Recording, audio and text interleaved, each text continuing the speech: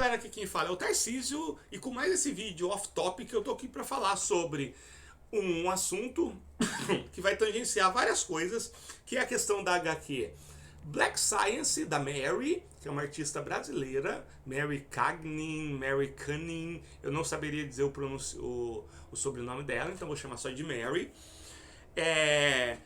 E a questão da nova série da Netflix, então a gente vai conversar um pouquinho sobre plágio, sobre referência, mas antes de tudo eu quero apresentar essa HQ, que é uma HQ muito boa, é uma HQ fantástica, eu sou fascinado por HQ, depois a gente vai entrar na questão do plágio. Aí Tarcísio, mas isso não tem nada a ver com RPG solo? Olha, diretamente não, mas quem acompanha o meu canal sabe que eu já tive um material plagiado, que foi o meu RPG board game Skateboard Competition, lá em 2000, eu lancei ele em 2015. Em 2016 ele foi plagiado, eu consegui reverter isso logo nos primeiros dias, porque eu tinha muitas provas, né? Eu tinha o lançamento, eu tinha registro em blog, eu tinha um monte de coisa. E aí foi muito fácil reverter. Logicamente foi uma outra pessoa, não foi uma mega corporação, que torna muito mais difícil, né? E então é isso, galera. Primeiro, é muito complicado. Esse vídeo já estava programado, eu ia fazer de um jeito ou de outro, mas o que me motivou mesmo foi uma pessoa que quando eu fiz um post dando voz para Mary. Eu não sei, galera. Ó, primeiro, eu não sei qual que é a verdadeira questão e como vai ser solucionado. Agora, a Mary, ela viu várias semelhanças, contextualizando. A Mary, ela lançou essa HQ em 2016, através de um financiamento coletivo. Eu não me lembro se foi no final de 2016 ou começo de 2017, que foi um financiamento coletivo muito bem sucedido. E ela lançou essa HQ. Agora ela está disponível para leitura online no blog dela, então é só digitar Black Silence Mary, vai aparecer o blog dela, você pode ler online, você pode baixar, que foi o que eu fiz, ou você pode comprar a versão física. E ela viu muitas semelhanças entre a HQ dela e a nova série da Netflix 1899. E ela fez um texto falando, outras pessoas foram elencando o que tem em comum. E aí, a partir disso, galera, na nossa esfera de consumidor, de fã, é tudo especulação e tudo opinião. A verdade, ela vai ser definida quando a Mary acionar os meios legais, a Netflix também, e um grupo composto por especialistas em direito e direito autoral e um juiz vão avaliar e dar definitivamente se se trata de um caso de plágio, se é só coincidência, se é uma questão de referência. Então, a resolução do caso e a verdade, agora ela vai ser resolvida judicialmente, legalmente. Isso não impede a gente de ter nossas opiniões e é muito errado, que nem falaram pra mim que eu estava sendo só um emocionado porque eu defendo artistas independentes e que não tinha nada a ver, porque eu nem tinha visto a HQ e nem tinha visto a série. Então, primeiro, a HQ ela tá gratuitamente disponibilizada para todo mundo ler. Então, você partir do pressuposto que a pessoa não leu algo que está ali gratuitamente é muito complicado, sabe? Você achar, se dá o direito de passar o dia com aquela pessoa mesmo à distância e falar, você não leu, eu acompanhei sua rotina, né? Aqueles 20 minutos que você passou no banheiro, você não estava lendo. O negócio online que tá aí pra todo mundo. E outra coisa na questão dos seriados, galera, tá? Eu sempre falo e continuo falando que eu nunca assinei Netflix e não pretendo assinar. Mas se você acha que o único jeito de assistir uma série da Netflix é assinando a Netflix, cara, você não entende nada sobre como a internet funciona ainda, né? Mas tudo bem, eu prefiro que pense isso, né, do que já vem, vou te processar, vou fazer isso aqui lá, né? Que é o que eu espero desse tipo de pessoa. Mas enfim, vamos lá. Primeiro falando da HQ. Gente, olha só, eu tô falando aqui, né, e não tô... eu deixei bem pequenininho porque ontem eu machuquei meu olho. Entrou um cisco, esse cisco ele ficou horas ali, não consegui tirar, minha esposa não conseguiu tirar, e na tentativa de tirar e de ficar coçando, eu acabei machucando meu olho, então ele tá inchado e ele tá muito vermelho. Então, né, não tá uma visão agradável, e juntando com a dor de garganta que eu tô, né, sprayzinho aqui direto, esse vídeo ele tá com uma visão estranha minha aqui nesse quadrinho pequenininho e com a voz também não tá minha voz 100%, que é um problema porque hoje à noite eu tenho que fazer uma apresentação numa escola e cantar algumas músicas, mas enfim. A HQ é muito boa, né? A Mary, ela foi responsável pelo roteiro e pelo desenho, e os dois têm um destaque muito interessante. Ela é uma artista muito fantástica, ela tem um traço muito característico e muito bacana, que casa muito com a história. E o roteiro, eu diria que o roteiro ele se destaca ainda mais do que a parte visual. E a parte visual eu já achei incrível. Vou resumir sem dar muitos spoilers, né? Essa história ela se passa num futuro 2112, se eu não me engano, algo próximo disso, em que uma missão espacial ela vai até um planeta, porque tem alguma coisa lá que é muito importante de ser investigado para a humanidade. Essa viagem ela é uma viagem que ela usa uma tecnologia espaço-temporal que ela é perigosa, tanto é que o primeiro capítulo ele chama A Viagem, e a tripulação ela está sob o comando da General Ubuntu, que é uma general linha dura. Ela é tipo uma heroína de guerra ou uma pessoa muito conceituada. E o resto da tripulação, ela tem várias questões. Por exemplo, o que seria o mais próximo de um personagem principal é o Lucas, que ele é um cientista.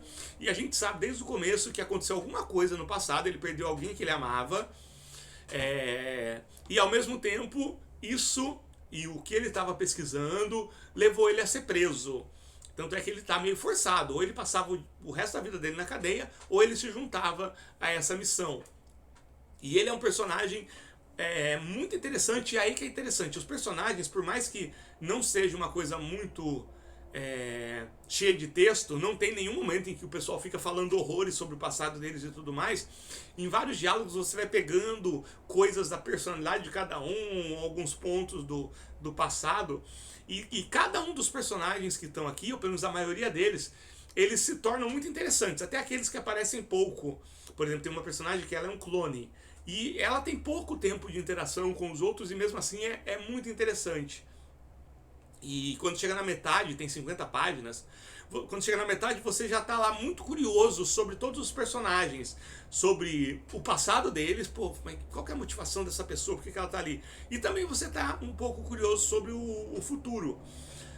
Resumindo, eles chegam nesse planeta e lá eles encontram uma estrutura piramidal, é isso. E aí o que vai acontecer passa a ser spoiler. É muito bom. É uma ficção científica com alguns elementos de horror cósmico, embora não seja algo Lovecraftiano, que eu acho uma boa também. Eu adoro a mitologia Lovecraftiana, não o Lovecraft. O Lovecraft eu sei lá, né? Por mim podia tacar fogo no cara. Mas a mitologia que ele criou é bem interessante. Então não é exatamente isso. Ela tem influências, alguma coisinha em outra, mas não dá pra dizer que é um conto de horror cósmico ou que é um conto de forte inspiração Lovecraftiana. Eu acho que é uma ficção. Pra quem assistiu, tem um episódio de Arquivo X em que eles ficam presos numa estação científica no meio do gelo. Eles não estão presos, mas tem um clima parecido com aquilo, que lembra bastante o Enigma do Horizonte, né? Eu acho que é isso. O Enigma do Outro Mundo. E... Então tem isso daí. Isso daí é bem interessante. Igual foi a questão, então, como eu falei no começo. A autora, ela achou vários pontos de similaridades entre essa HQ e a nova série da Netflix, 1899, né?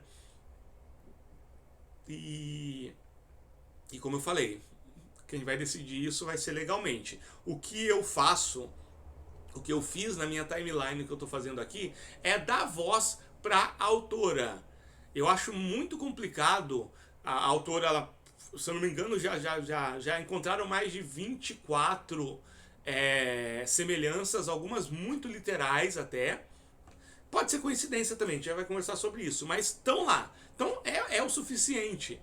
E a autora, ela fez isso. Eu acho que quando você é um autor independente, é muito difícil alguém dar voz para você.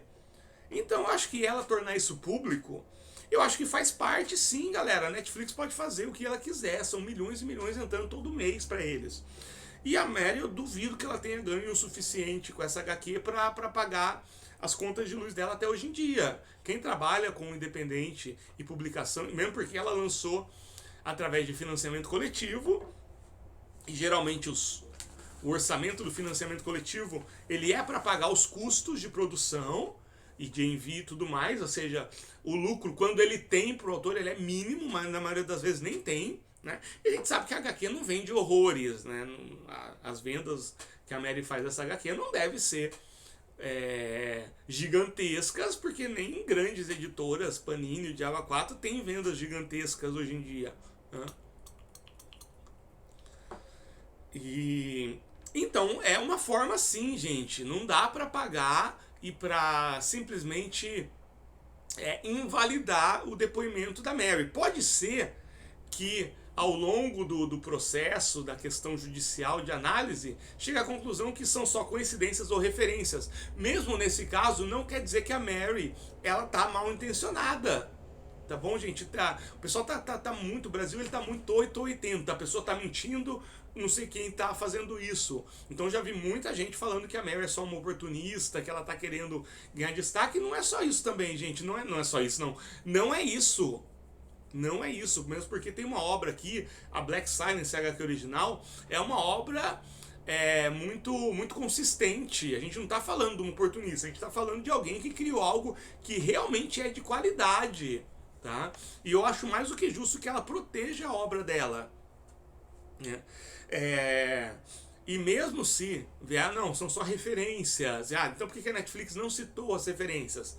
Porque muita gente está se perguntando, mas como é que a Netflix e essa produtora que é da Alemanha ou de algum lugar lá da Europa ficou sabendo dessa HQ? Então, pouco tempo depois que a Mary lançou essa HQ, ela foi convidada por um órgão aí do Brasil para expor numa feira lá na Alemanha. Inclusive ela levou as HQs, ela fez a tradução, disponibilizou a versão em inglês e tudo mais. Então é possível, geograficamente aconteceu esses elementos que poderiam ser possíveis. Isso a gente tem que levar em consideração também. Isso com certeza eles vão levar em consideração no processo.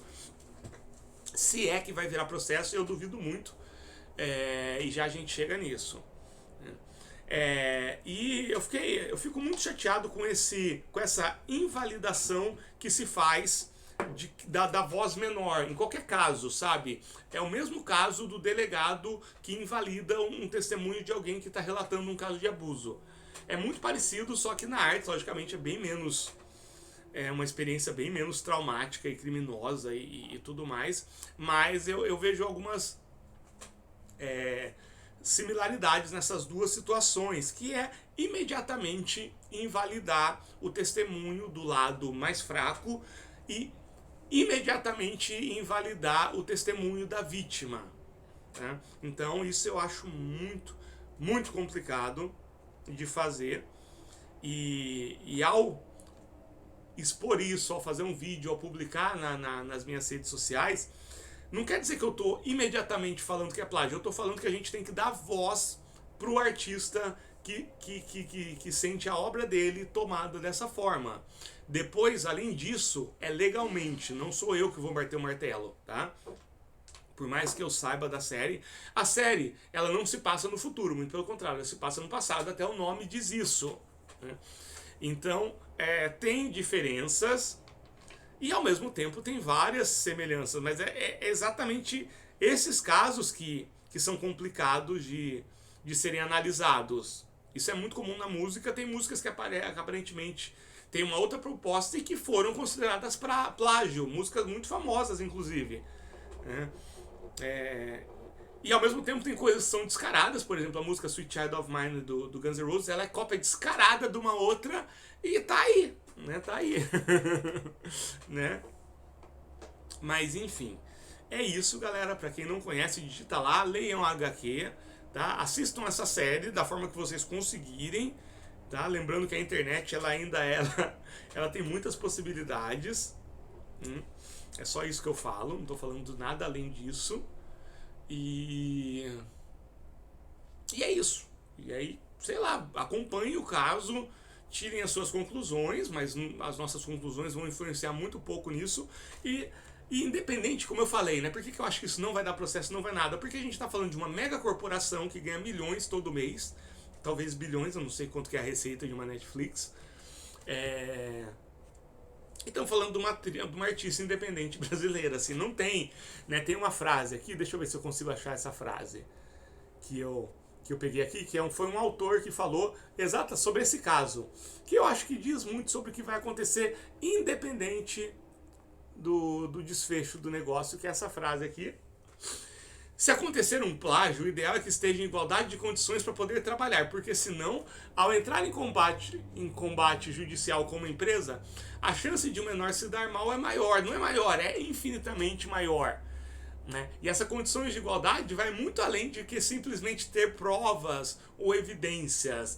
É a questão de ter um corpo de advogados. E assim, no meu caso de plágio, era só um moleque que pegou o meu jogo e saiu falando que era dele. Então era muito simples resolver. Então até que nem precisou ir para causa judicial. Agora a gente está falando de uma pessoa, de uma pessoa que é uma artista independente do Brasil, que é um país que lá fora o pessoal não leva em consideração. O pessoal diminui muito a produção, tudo que é feito no Brasil de maneira geral. Prova disso é a forma como a White Wolf ou a Paradox, sei lá como é que é o nome da empresa, trata a América Latina como um todo. A gente tem acompanhado aí os casos da Alessa Malkavian. Quem não conhece também procura aí do que eu estou falando. E é uma vitória, assim, é uma luta muito inglória se a Mary for realmente transformar isso numa luta judicial. Assim, ela está muito em desvantagem, e infelizmente é assim que funciona, e provavelmente a Mary sabe disso.